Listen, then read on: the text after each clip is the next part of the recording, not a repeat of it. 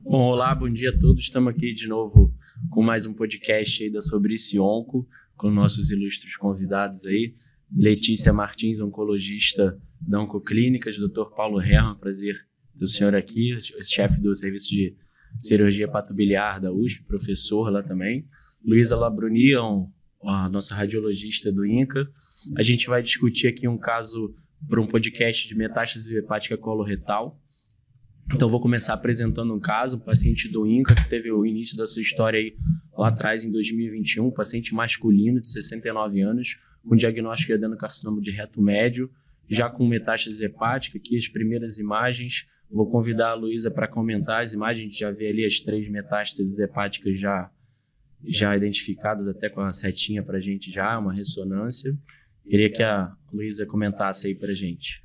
Nesse exame a gente tem 3 metástases periféricas, né? Uma no segmento 2, ali anterior subcapsular, outra no segmento, na segunda imagem, né? No segmento 8, também subcapsular, e outra também periférica no segmento 5. 3 lesões pequenas e periféricas. Bom, esse paciente ele foi para uma proposta inicial para fazer o tratamento neoadjuvante. Acho que a Letícia pode comentar um pouco para a gente. Metastático, né, mas com baixo volume de metástase hepática, né? Então optaram por fazer um tratamento neoadjuvante. Acho que o short course foi interessante para não atrasar o tratamento sistêmico, já que ele é metastático. É importante para a gente sempre entender o que você precisa de taxa de resposta, né? As lesões elas são pequenas, então acho que você não precisaria de um esquema tão intenso. Então acho que o Xelox estava de bom tamanho. Uhum.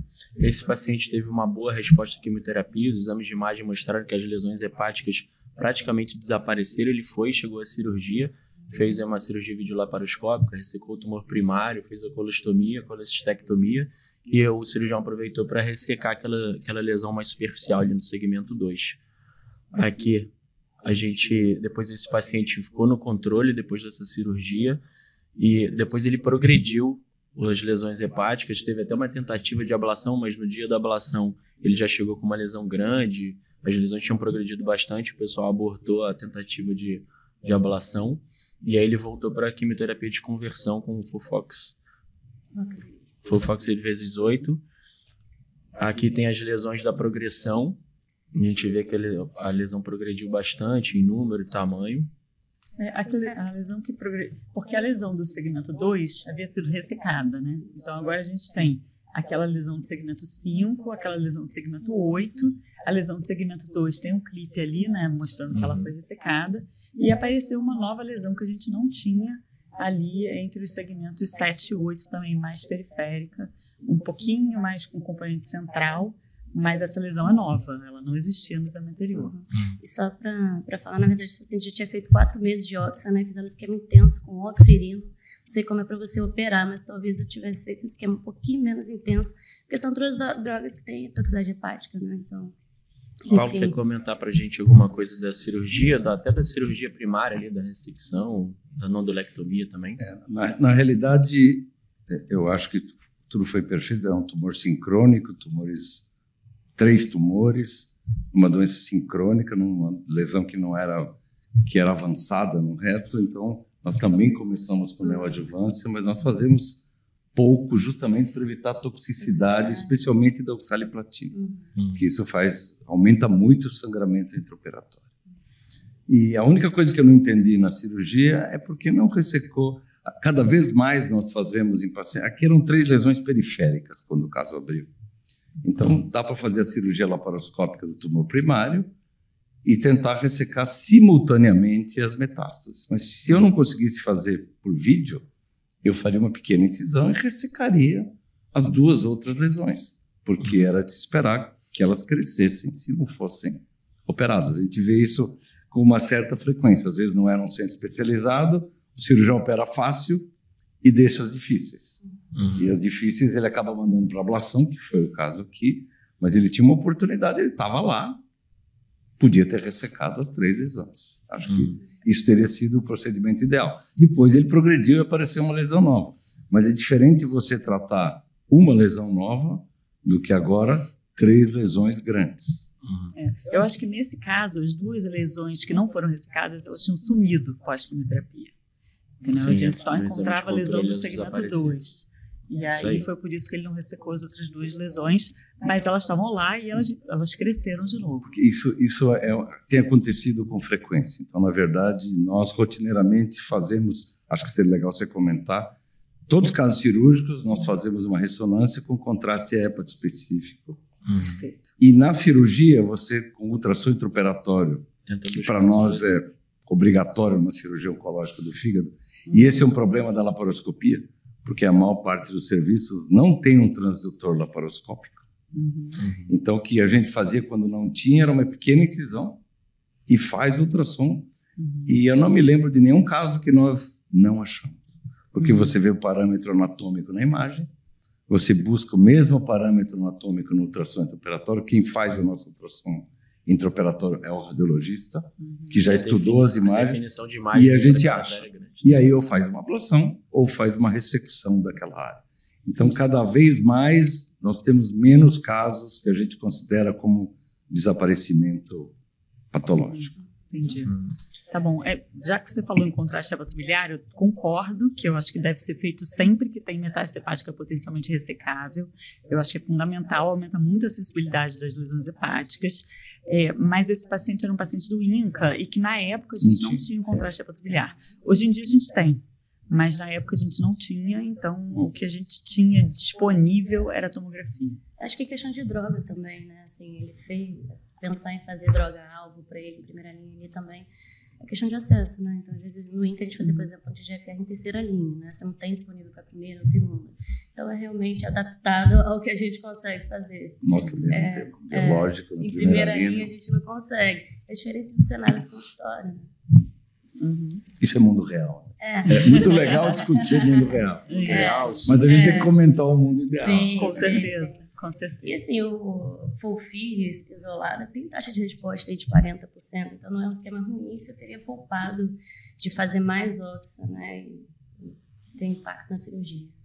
Esse paciente ele foi para continuou no controle ali, teve uma nova progressão no meio do ano passado, a gente consegue ver ali o crescimento da lesão, chegando bem perto do ramo portal direito ali, então uma progressão significativa, e foi para um novo esquema quimioterápico aí. Letícia, o que você acha? Então, assim, né, com acesso eu teria feito pane antes, né? Eu teria feito FOLFIRI com pane, teria tirado a óxido. Mas aí chegamos numa terceira linha, então eu acho que bem indicado, fez irino com pane e um pouquinho menos tóxico, né? Enfim, melhor resposta. Queria chamar a atenção que as outras lesões menores, elas não progrediram, né? Que você nem mostrou na imagem. Mas a lesão que progrediu é a lesão nova. As outras 2 que estavam lá ficaram razoavelmente estáveis, até cresceram um pouquinho, mas ficaram estáveis. Essa lesão nova é a que complica mais, que compromete a veia porta do setor anterior direito. Essa porta do setor anterior direito, ela era grande, né? Ela também tinha um ramo que dava para o 7. E tá vendo que a porta do setor posterior, ela é menor. E ela provavelmente irriga mais o segmento 6. Tá? Mas enfim, compromete sim a porta direita anterior. E aí esse paciente foi pensado para hepatectomia direita, não tinha volume suficiente no fígado remanescente futuro, então foi aí preparado para embolização portal direita, para preparar para trissegmentectomia direita. Aí as imagens da portografia pré, com acesso no lobo esquerdo, a embolização com cola glubran, com lipiodol. E aqui o molde de cola pós-embolização e a portografia pós-procedimento, mostrando ali a perfusão só do lobo esquerdo, a gente esperando a hipertrofia. Essa aqui é uma TC de controle 2 semanas depois da embolização portal. E aí a volumetria, a gente não alcançou um volume suficiente para um paciente com tanta quimioterapia, que seria ali por essa fórmula de volta, e a gente teria ali que ter pelo menos 670 ml para ter 40% para ressecção hepática, e esse paciente só alcançou 32 ali na volumetria. E aí a gente foi para uma nova estratégia de deprivação para conseguir mais hipertrofia desse lobo esquerdo. Aí a gente está vendo um acesso jugular com acesso à veia hepática direita, um implante de plug. Dá para ver ali na imagem também que a gente tem um microcatéter passando do lado do plug para jogar a cola depois do plug para fechar essa veia. Aqui uma veia hepática direita acessória mais alta, um plug nela também. E aqui a veia hepática média, a gente colocando mais um plug aqui também e cola também depois do plug. para alcançar mais hipertrofia, e aí sim a gente tem a volumetria 2 semanas após a deprivação, já se alcançando ali. Existem várias formas de fazer essa conta. Essa aqui é uma forma que a gente pode fazer, que é pegar o fígado total dele, de reduzir do volume tumoral, e para conseguir um cálculo ali de fígado remanescente futuro, ele alcançaria aqui a cirurgia, os 45 que ele precisava. A gente pode fazer essa conta também pela fórmula ali de Walter, e ele também conseguiria dessa forma os 40% que ele precisava para ressecção hepática. E aí ele foi para a cirurgia, trissegmentectomia hepática à direita, e aí o TC de controle mais recente dele, 2 meses após a hepatectomia, mostrando esse fígado bem grande ali após a ressecção. Esse é um paciente que vale a pena investir, porque ele tem uma longa história. Então mostra que o comportamento biológico dele é favorável. Então acho que tudo isso deveria ser feito. Vou te fazer uma pergunta. Quando vocês já fazem a deprivação venosa como primeiro procedimento, isso é, embolização portal e a oclusão da veia hepática?